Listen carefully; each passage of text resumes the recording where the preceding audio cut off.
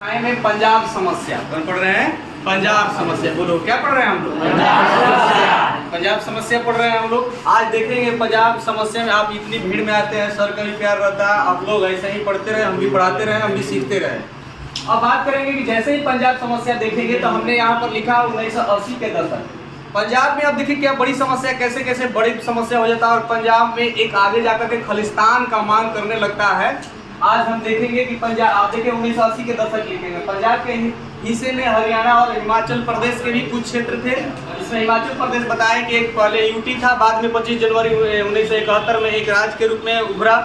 उसके बाद में इसके हिमाचल प्रदेश से 30 रियासत और कुछ पंजाब के जैसे कांगड़ा और पंजाब के पहाड़ी क्षेत्रों को मिलकर बनाया गया था। फिर हरियाणा यहाँ लिखे हैं कि 1966 में हरियाणा और पंजाब को अलग कर दिया गया। पंजाब को मेन मकसद था कि मैं पंजाब भाषी होना चाहिए, मेरे पंजाब के लोगों के लिए, सिख के लिए होना चाहिए और पंजाबी भाषा के लिए होना चाहिए। हरियाणा खुद ऐसे हिंदी भाषा का एरिया ज़्यादा था, तो इसको अलग कर दिया गया।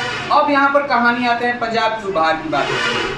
1920 में एक अकाली दल बनता है, पंजाब सूबा की मांग करता है कि पंजाब होना चाहिए, पंजाबी इलाका होना चाहिए। फिर इसकी सरकार बनती है 66 के बाद 1967 और 1977 में। अब क्या होता है कि अब ये धीरे धीरे कुछ ऐसे उग्रवादी और कुछ ऐसे सिख के जो बाहर रहते थे, कुछ ऐसे सपोर्ट करने लगे और सिखों को भड़काने लगे कि वो अलग स्वायत्ता देश की मांग करने लगेंगे। जैसे यहाँ देखेंगे हमने लिखा आनंदपुर शाही प्रस्ताव आता है 1973 में। 1980 के दशक में क्या होता है कि अकाली दल को बर्खास्त कर दिया जाता है क्योंकि वो भी शामिल हो जाता है थोड़ा सा हिंसा के रूपों में, तो उसको बर्खास्त कर दिया जाता है। और चरमपंथी यानी सरकार के विरोध में और एक अलग देशों की मांग करने वाली ऐसी गुट आती है आगे जाकर के, जिसको हम लोग उग्रवादी या चरमपंथी के नाम लेंगे। अब जैसे ही यहाँ बात करें कि इसको दबाने के लिए यहाँ पर क्या किया गया, अमृतसर, अब सोचिए एक ऐसे जगह जहाँ पर पवित्र सिखों का पवित्र स्थान है, वहाँ पर देखिए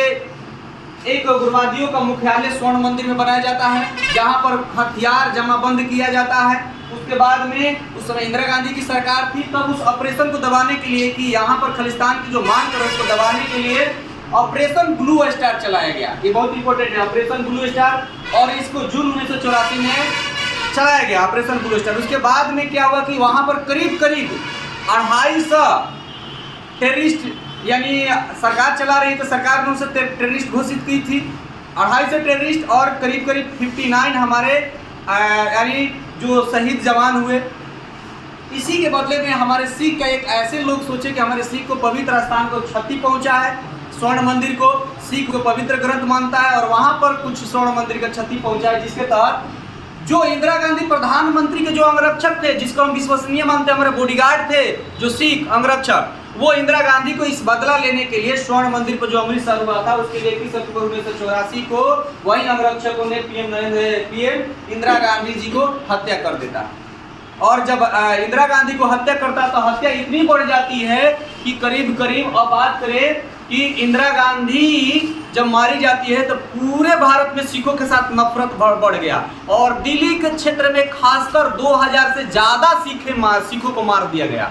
कानपुर आपकी बात करें, बोकारो, यानी हर क्षेत्र में सिखों के प्रति इतनी नफरत बढ़ गई। और वो नफरत दबाने के लिए हमारी सरकार ने उस समय कुछ छूट भी दे दी थी आगे जाकर, मतलब कि सरकार ने उस समय जब इंदिरा गांधी की हत्या हुई, ऐसे कहा जाता है कि इंदिरा गांधी की हत्या के बाद में कांग्रेस सरकार ने जब सिखों की हत्या हो रही थी तो कुछ दिन बाद ये चुप्पी तोड़ी।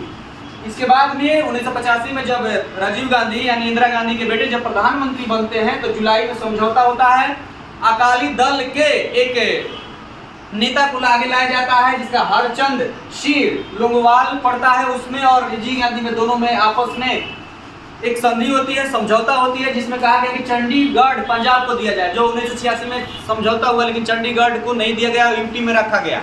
और पंजाब हरियाणा का आप दोनों सुनते हैं राजधानी है। रावी ब्यास के नदियों के भी पानी के बंटवारा के लिए बात की गई थी, पंजाब हरियाणा राजस्थान। उसके बाद में 1990 के दशक में शांति बहाली होने की कोशिश हुई। 1992 में चुनाव हुआ, मात्र सोचिए 24% आसपास वोट पड़ा था। सोचिए कि कैसी वहां पर अभी भी माहौल था। फिर उसके बाद 1997 में अकाली दल और बीजेपी सरकार बनाती है, बहाली स्टार्ट होता है धीरे, मतलब कि शांति की बहाली।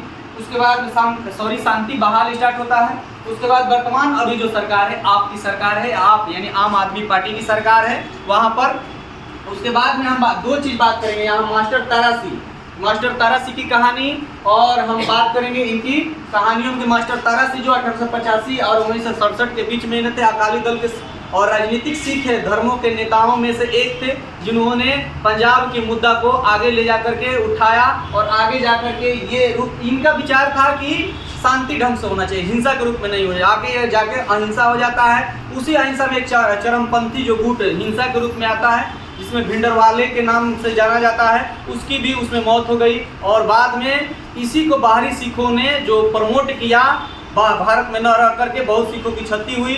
इसमें बाद में आज भी हमारे पंजाब एक हृदय है हमारे देश के लिए, हमारे शुरू से ही क्रांति रहा है, हमारे सिख को इससे मिटाया नहीं जा सकता है। हमारे देश के लिए भी, धरती के लिए भी बहुत योगदान रहा है सिखों के लिए। आज ये पंजाब की समस्या है। चलिए, थैंक यू, नेक्स्ट क्लास में मिलते हैं।